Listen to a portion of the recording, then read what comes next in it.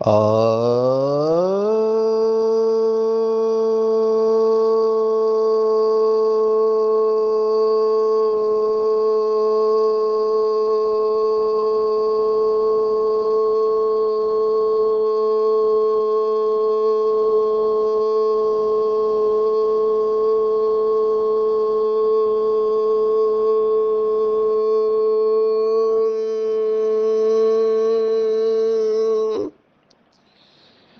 शांति। आज 22 जून 2026 भारत में सोमवार है। Today is 22nd June 2026 and it's Monday in Bharat. आज की मुरली का जादुई रहस्य स्वयं को प्रेरणा देने के लिए मैजिकल सीक्रेट्स ऑफ टुडेस मुरली फॉर मोटिवेटिंग द सेल्फ। आज की मुरली हम एक शब्द के ऊपर लेने वाले हैं। अंग्रेजी का शब्द है जिसके ऊपर हम वर्कशॉप लेते हैं, पूरे दिन का वर्कशॉप लेते हैं। वो शब्द मेरे हिसाब से बहुत ज़रूरी है और वो शब्द है एम्पैथी। एम्पैथी जिसको अंग्रेजी में कंपैशन भी कहते हैं, हिंदी में कहेंगे समानुभूति। हालांकि दया करुणा आदि सब शब्द है, लेकिन समानुभूति या समवेदना ये शब्द बहुत पावरफुल शब्द है मेरे हिसाब से। मैं संदर्भ आज की मुरली का ही है कि ब्रह्मा बाबा बच्चों के बारे में कितना सोचता था, कितना प्यार करता होगा। और जिसको हम मैनेजरियल स्किल्स कहते हैं, एक अच्छे मैनेजर में ये गुण होते हैं कि वो आगे की प्लानिंग बहुत अच्छी तरह से करता है, प्लानिंग बुद्धि वाले। तो ये ब्रह्मा बाबा के अंदर सभी विशेषताएं थी। और बाबा जैसे ही शिव बाबा की प्रवेशता हुई और ज्ञान समझ में आ गया, बाबा सीधा बेहद में चला गया। नहीं तो बेहद में जाना मुश्किल होता है। अभी देखो, उस समय भी सभी आत्माओं में ये समझ नंबरवार थी। बाबा के बच्चे नंबरवार थे, है और रहेंगे। लेकिन जो मम्मा और बाबा की स्टेज थी वो बेहद की थी। कैसे? अभी मैं अपने आप को ब्रह्मा बाबा की जगह पर रखकर मैं ये बिल्कुल सोच नहीं पाता उस समय, क्योंकि सामने केवल 300 लोग ही थे तो मैं हद का ही सोचता। लेकिन ब्रह्मा बाबा पूरे विश्व का सोच रहे थे, क्योंकि विश्व के पिता है, प्रजा पिता है। जैसे ही उन्हें समझ में आ गया कि जगत पिता, और मम्मा को समझ में आ गया जगत माता है वो, तो तुरंत बेहद की दृष्टि चली गई। और वो पालना के संस्कार ऑटोमेटिकली इमर्ज हो गए। अभी ये संस्कार सभी के अंदर नंबरवार आते हैं। एक मुरली में बाबा ने कहा था कि बाबा के बच्चे भी कुछ ब्रह्मा है, कुछ विष्णु है, कुछ शंकर है और कुछ तीनों है। अभी ये समझना है। बाबा ने बहुत अच्छा उदाहरण दिया। ब्रह्मा माना कौन? तो जो स्थापना करना जानते हैं, माना कोर्स अच्छा कराएंगे, नया सेंटर खोलने के निमित्त तक बनेंगे, नए नए स्टूडेंट तैयार करेंगे, तो ये स्थापना वाले हैं। लेकिन मुझे स्थापना के साथ पालना के संस्कार भी बहुत इंपॉर्टेंट लगते हैं। और जो सेंटर भरपूर रहता है, जहाँ पर किसी चीज़ की कमी नहीं होती है, मैंने देखा पालना बहुत बहुत बहुत बड़ा रोल प्ले करती है। और हमने दादियों में ये विशेषता देखी पालना की। तो पालना के संस्कार देना हर एक के बस की बात नहीं है। माना ब्रह्मा तो बन जाते हैं, पर विष्णु बनना हर एक को आता नहीं है। विष्णु का काम है सस्टेन करना, पालना देना। परिवार को जोड़ के रखना, बांध के रखना आपस में, ये बहुत टफ बात है। लेकिन ये जिसको आ गया वो जीत गया समझो। क्योंकि कई ऐसे सेंटर हमने देखे जहां पर बहनें सोचती है कि आज भोग कौन लगाएगा गुरुवार का। मुझे बहुत वंडर लगा, बाबा के बच्चे हैं लेकिन भोग लगाने का किसी को संकल्प नहीं आता है कि मैं बाबा को भोग लगाऊं गुरुवार को। ऐसे भी सेंटर हमने देखे हैं। और दूसरे जगह पे मैंने ऐसा सेंटर देखा है जहां पर लोग लाइन में खड़े हैं भोग लगाने के लिए। अभी कितना अच्छा मौका है, भगवान एक बार धरती पर आता है और मेरे मेरे द्वारा वो भोग स्वीकार करा रहा है, और मेरा इतना भाग्य है कि मैं भगवान को भोग लगा सकता हूँ, उसके लिए पात्र हूँ। लेकिन कई सेंटर पर मैं देखता हूँ, बहनों को पूछता हूँ, कहते कोई भाई बहने भोग लगाने को आगे आते ही नहीं है, तो हम ही ऐसा छोटा मोटा भोग लगा देते हैं। अभी ये फर्क क्यों है? एक सेंटर पर तो मैंने देखा पूरे साल की लिस्ट लगी हुई है कि गुरुवार को भोग कौन लगाएंगे। यूजुअली ज्यादातर स्थान पर गुरुवार को भोग लगता है, कई स्थान पर संडे को भी लगाते हैं, कई सेंटर पर तो 2 बार लगाते मैंने देखा। तो इतना अच्छा मौका हमको मिला है कि हम यज्ञ के सहयोगी बने। लेकिन वही है, भगवत गीता के दूसरे अध्याय का शब्द है, कृपणा फल है तवा।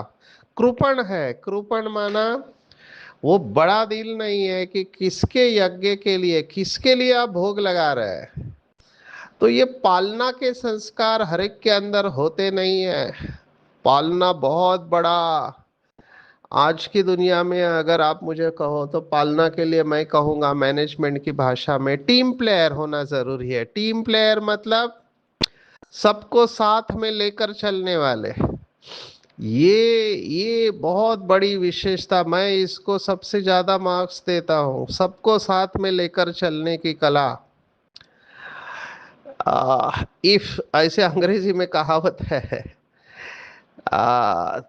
If people are your weakness then you are the greatest person. माना आपकी टीम अगर अच्छी है तो आप मैच जीतोगे।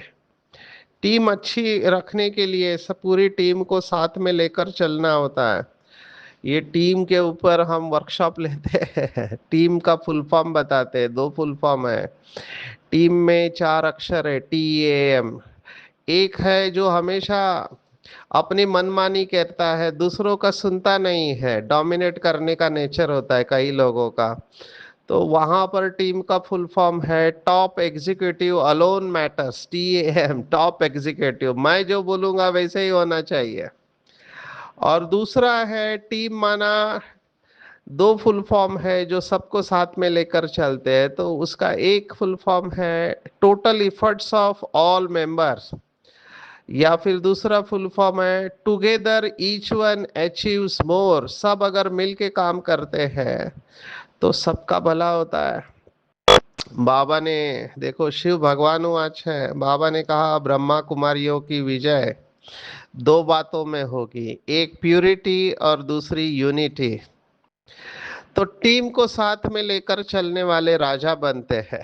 बाबा ने कितने बार कहा है, सबको कहा है, निमित्त आत्माओं को विशेष कहा है कि आप बेहद में रहो, हद में नहीं रहो। हद में रहेंगे तो भले आपने बहुत सेवा किया है, बहुत सेवा किया है, लेकिन फिर आप गांव के राजा बनोगे, स्टेट के, बेहद के राजा नहीं बन पाओगे। क्योंकि सबके साथ संस्कार मिलन होते नहीं है, तो कई लोग अकेले रहना पसंद करते हैं। अभी ठीक है, ये आपकी चॉइस है, अकेला चलना है। बाबा ने इसको बहुत मार्क्स दिए हैं। इवन टीचर्स बहनों को बाबा ने कहा कितने सेंटर के आप निमित्त बनते हो, इससे ज्यादा इंपॉर्टेंट है कितने सेंटर निर्विघ्न बने हैं। तो निर्विघ्न को बाबा ज्यादा मार्क्स देता है, यूनिटी को बाबा ज्यादा मार्क्स देता है, संगठन की शक्ति को बाबा ज्यादा मार्क्स देता है।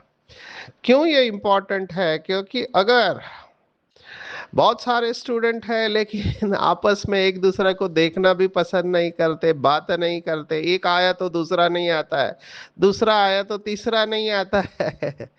ये सब हमने देखा है, विघ्न आते हैं।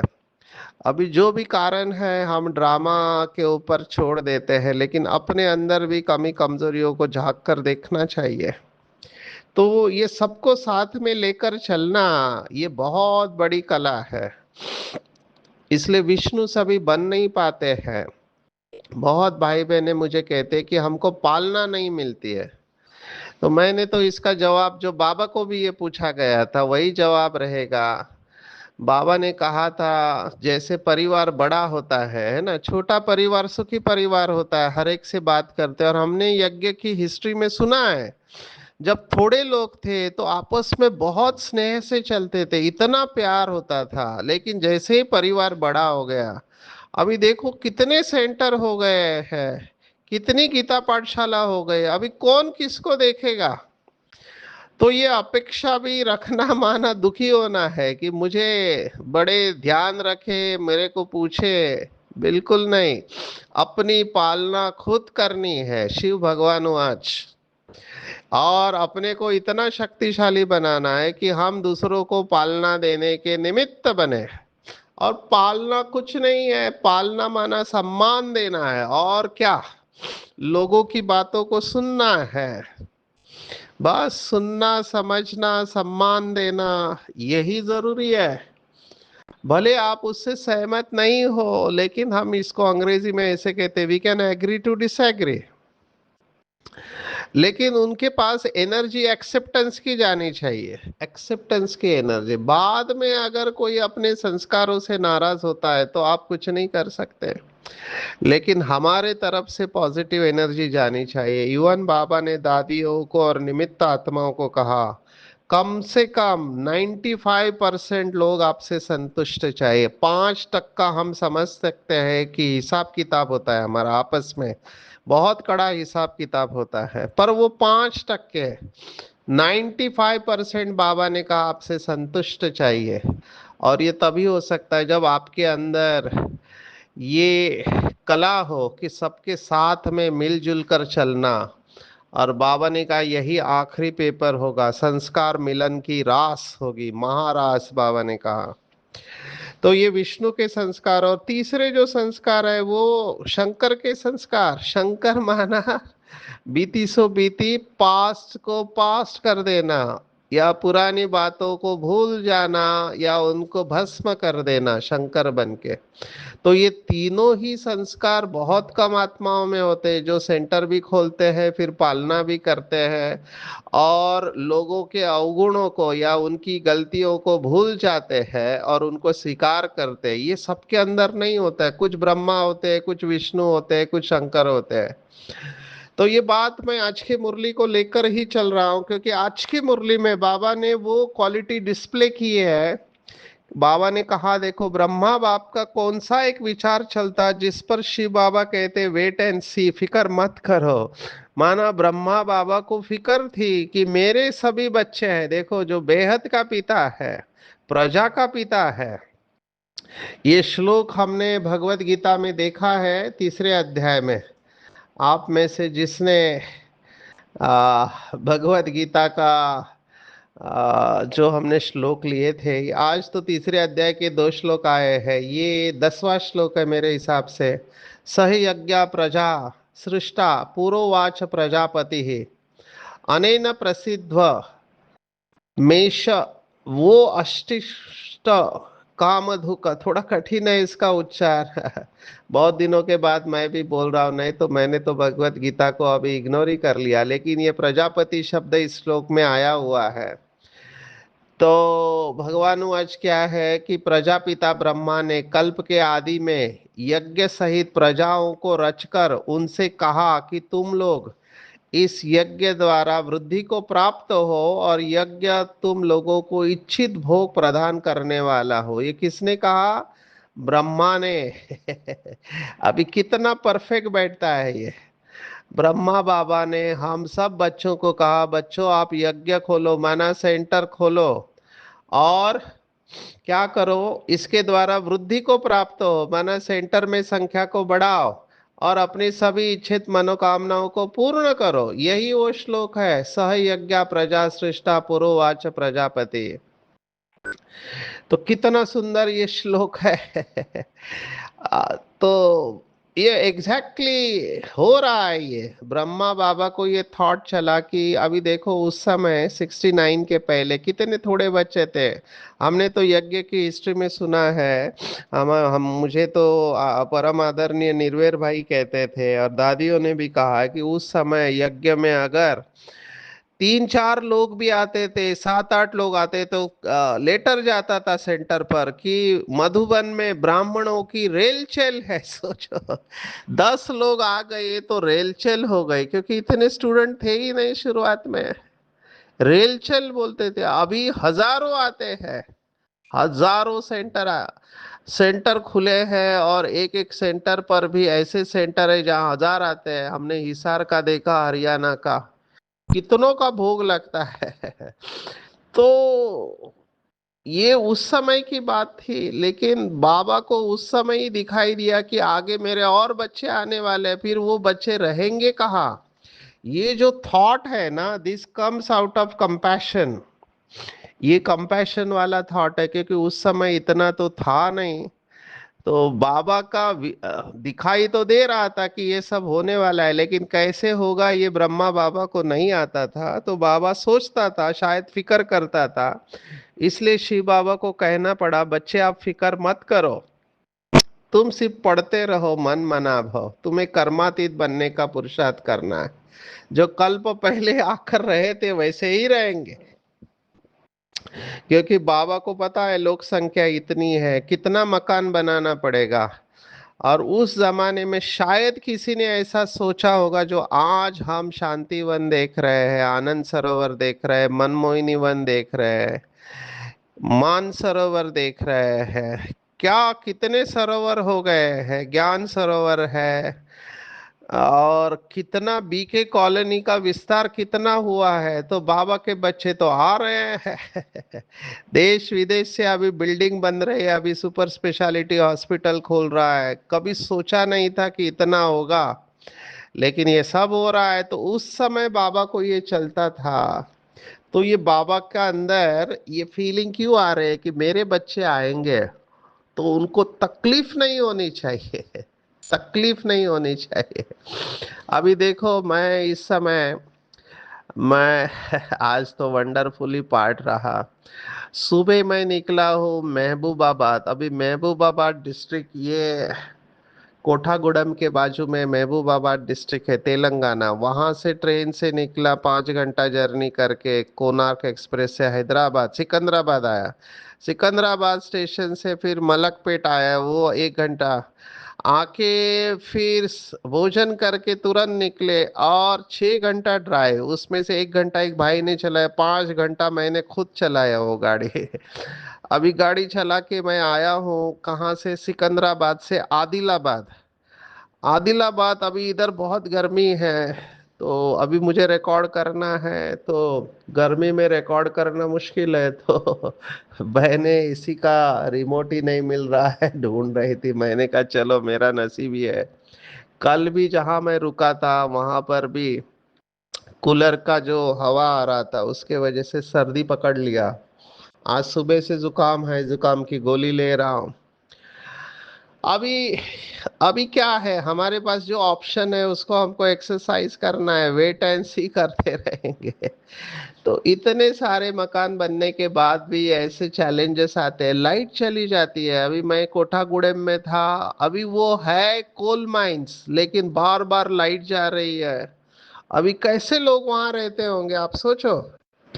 मुझे, क्योंकि वहाँ कोल माइंस है, तो जहाँ कोल माइंस होती है वहाँ का टेम्परेचर ज़्यादा होता है।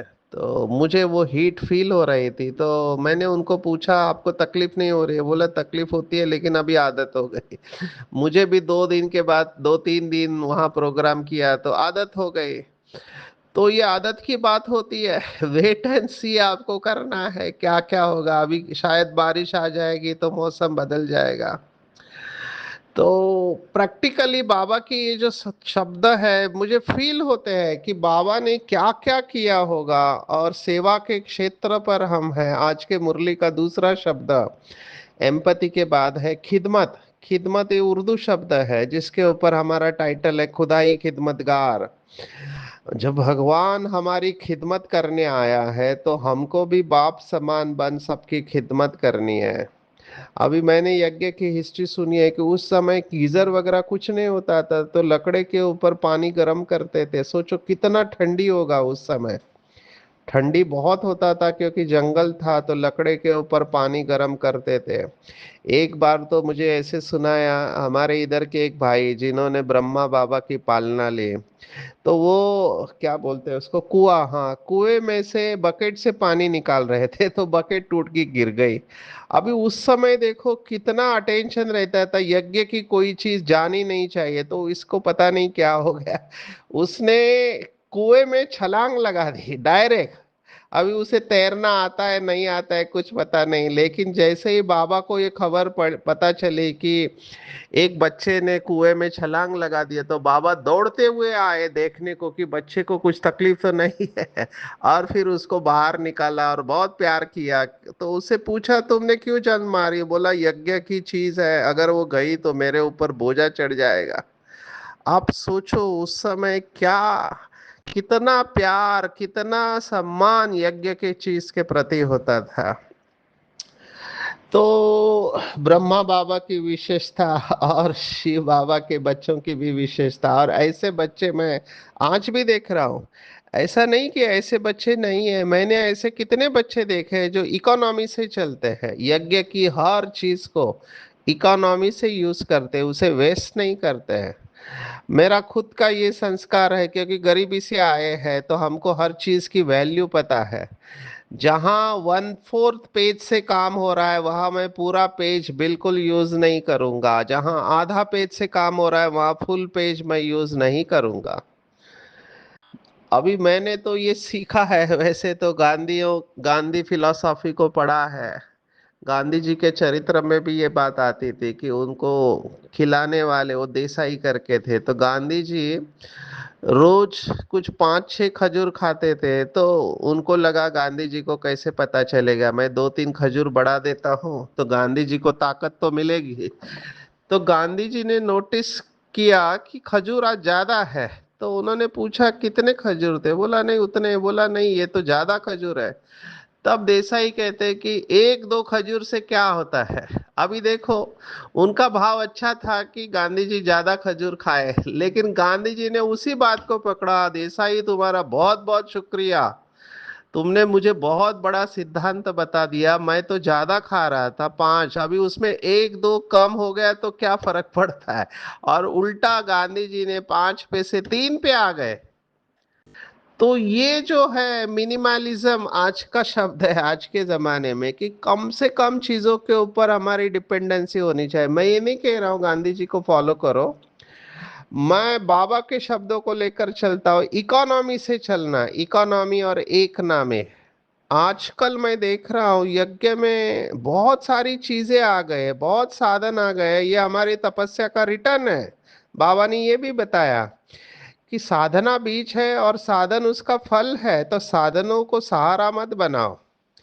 तो हमको ये देखना चाहिए कि हमारे पास कितनी चीजें हैं और कितनी उतनी जरूरत है हमको, और हम यूज कितना करते हैं उसमें से। ठीक है। तो इससे क्या होगा, हमारी जो बुद्धि विस्तार में गई है वो सार में आने लगेगी। नहीं तो ऐसा नहीं हो हमारा शरीर छूटे और जब हमारे कबर्ड और बैग्स ओपन किए जाए तो पता चले कि इनके पास तो पूरा डिपार्टमेंटल स्टोर भरा हुआ है। ये बाबा ने मुरलियों में बताया हुआ है, तपस्वी जो होते हैं वो कम से कम चीजों का इस्तेमाल करते हैं। ये अपरिग्रह करके एक शब्द है जो इंटरनेशनल योगा डे पे आप सुनाते होंगे।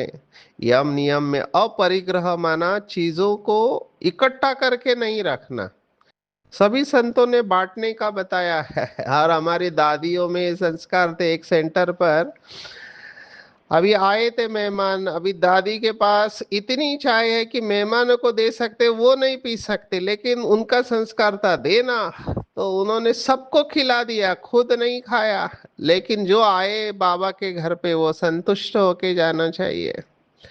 तो ये इन आत्माओं की तपस्या है, इन आत्माओं ने इतनी कड़ी साधना की है। बेगरी पार्ट का आप अनुभव सुनो या बाकी सेंटर एस्टेब्लिश करने के एक एक अनुभव सुनो, तो आपके दिल को छू जाएंगे। तो मैं दिल से हमेशा बाबा को एक ही बात कहता रहता हूँ, जिससे मैं संतुष्ट रहता हूँ, वो ये है कि बाबा, आपने मुझे पात्रता से कई गुना ज्यादा दिया है बाबा, मुझे और कुछ नहीं चाहिए, मैं आपका दिल से शुक्रिया अदा करता हूँ। तो मेरा कहने का भाव ये था कि ब्रह्मा बाबा के अंदर का ये गुण सेवा भाव और एम्पथी हमारे अंदर भी आना चाहिए और हम ब्रह्मा के साथ में विष्णु भी बने और शंकर भी बने। आप इसके ऊपर चिंतन करेंगे। आज के मुरली में तीसरे अध्याय का जो दूसरा श्लोक आया है वो ये है, बाबा ने कहा कई बच्चे ऐसे हैं जिनको ये भी पता नहीं कि नदियाँ कैसे आती है। तो नदी सागर से आती है क्योंकि सूर्य की गर्मी से भाप होती है, वो बादल बनते हैं और फिर नदियाँ बनती है। तो बाबा के बच्चे मास्टर ज्ञान सागर नदियाँ है, बड़ी बड़ी नदियाँ भी है, बड़े बड़े तालाब, बड़े बड़े सरोवर भी है। तुम हो चैतन्य, सागर से निकले हुए हो। दूसरा, बाबा के कई भोले बच्चे थे तो बाबा ने पूछा कि ऐसे बच्चे हैं जिनको ये भी पता नहीं कि चीनी किससे बनती है और गुड़ किससे बनता है। तो बोला लाल गन्ने से गुड़ बनता है, सफेद गन्ने से चीनी बनती है। बेचारी पड़ी हुई तो है नहीं। तो बाबा ये सब बातें बताते हैं। अभी यही श्लोक तीसरे अध्याय में आया हुआ है, अन्नात् भवति। ये इसके आगे का ही है कुछ श्लोक बाद, माना 14-15वां श्लोक है। अन्नात् भवति भूतानि पर्जन्यात् अन्न संभवा, यज्ञात् भवति पर्जन्यो यज्ञ कर्म समुद्भवा। माना संपूर्ण पानी अन्न से उत्पन्न होती है, अन्न की उत्पत्ति वृष्टि से होती है, बारिश गिरती है, और वृष्टि यज्ञ से होती है, और यज्ञ विहित कर्म से उत्पन्न होता है। कितना कनेक्शन बताया हुआ है। शायद यही बात है जो आज के मुरली में आई है। ये दोनों श्लोक पहले हमने सहयज्ञ प्रजापति का जो सुना, और ये दोनों तीसरे अध्याय के श्लोक है। आज के मुरली में और एक इम्पोर्टेंट बात जो आई है, वो बात बाबा ने गाय के बच्चे का देखो, गाय का बच्चा जब माँ की याद आती है तो चिल्लाता है। वह तो जानवर हो, तुम बच्चों ने भी रड़िया मारी है, मना रोए है, आगे चल बहुत चिल्लाएंगे, बहुत याद करेंगे, क्योंकि दुख दिनों दिन बढ़ता जाता है। तो जितना दुख बढ़ेगा उतना भगवान को याद करेंगे। और इसी के साथ बाबा ने कहा बॉम्ब्स बनाना बंद तो नहीं करते, बॉम्ब्स की लड़ाई चलाती है। अब ये 69 के पहले बताया था कि अभी तो ऐसे बॉम्ब बनाते हैं जो गिरे और मनुष्य मर जाए। पहले तो चीज बनाने में टाइम लगता है, फिर मिनट मोटर, और अभी हम देख रहे हैं हम कहाँ पर पहुंचे। तो बिल्कुल फिक्र नहीं करना है, बाबा के ऊपर सौंप देना है, और आपस में बहुत प्यार से चलना है। जो यज्ञ की कहानियां हमने सुनी, अंतर स्वरूप में स्थित रहना है। अभी ये बहुत इंपॉर्टेंट बात है। मैं एक ही बात अगर आप मुझे पूछो किसके ऊपर मास्टरी होनी चाहिए, तो इसके ऊपर, अंतर स्वरूप, साक्षी हो जाना, अपने व बाप के गुप्त रूप को प्रत्यक्ष करने वाले सच्चे स्नेही, सदा अंतर की स्थिति अथवा अंतर स्वरूप में स्थित अंतर्मुखी रहते हैं। वह किसी भी बात में लिप्त नहीं हो सकते। अंतर माना वो डिटैच रहेंगे, पुरानी दुनिया, संबंध, संपत्ति, पदार्थ जो अल्पकाल और दिखावा मात्र है, उनसे धोखा नहीं खा सकते। अंतर स्वरूप की स्थिति में रहने से स्वयं का शक्ति स्वरूप जो गुप्त है वो प्रत्यक्ष हो जाता है। ये बहुत पावरफुल पॉइंट है, आप इसके ऊपर बहुत गहराई से चिंतन करना। हर कर्म करते वक्त साक्षी होने का आप अभ्यास करो। मुझे इससे बहुत खुशी होती है, क्योंकि प्रभाव मुक्त हो जाते हैं हम। और निश्चय और जन्म सिद्ध अधिकार की शान में रहो तो परेशान नहीं होंगे। सरलता की लगातार मास्टरी की पॉइंट आ रही है। कई बार आपको लगता है कि रिपीटिशन होती है, जैसे स्वच्छता और सरलता, ये बाबा ने पहले भी कहा। सरल स्वभाव वाले आज नई पॉइंट बताए कि बहुरूपी भी बन सकता है। ऐसे नहीं कि वो सरल है तो बहुरूपी, लेकिन उसमें चालाकी नहीं होगी। बहुरूपी होगा लेकिन चालाकी नहीं होगे, और ऐसे लोग सदा हर्षित रह के सबको आकर्षित करते हैं। तो आज की पूरी मुरली में टेक होम है, बाबा के अंदर जो विशेषता है, जैसे बाबा को फिक्र होता था कि मेरे बच्चों को आगे चलकर कहाँ रहेंगे तो उनको तकलीफ नहीं होनी चाहिए, ऐसे बाबा के अंदर जो एम्पैथी है। मैं हमेशा कहता हूँ कि आप योगी नहीं बने तो चलेंगे, लेकिन उपयोगी जरूर बनना चाहिए। वेद नहीं पढ़े तो चलेगा, वेदना पढ़ना आना चाहिए। तो दूसरों की वेदनाओं को फील करके उनको राहत देने की कोशिश करो। हम सभी को मदद नहीं कर सकते, लेकिन केवल शुभ भावना तो रख सकते हैं। जितना हो सकता है उतना हम करें और फिर डिटैच हो जाए। तो जैसे बाबा ने कहा कि बाप खिदमत के लिए आए हैं, तो हम भी खुदाई खिदमतगार है। हमको फिक्र नहीं करना है, हमको मन मना भाव रहना है, बाकी सब हिम्मत है बच्चे तो मदद है बाप। बाबा की मदद से हम इसके ऊपर विजय प्राप्त करेंगे। आपस में बहुत प्यार से रहना है, और ब्राह्मण कुल भूषण है तो बहुत खुशी में रहना है।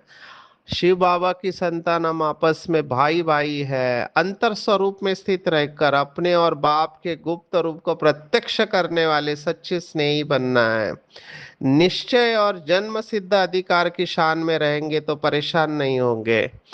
और जहाँ सरलता है वहाँ स्वच्छता है, सच्चाई सफाई होगी तो बहुरूपी भी बन सकते हैं। और ऐसे आत्माएं सदा हर्षित रहकर सर्व को आकर्षित भी करते हैं। अच्छा, ओम शांति।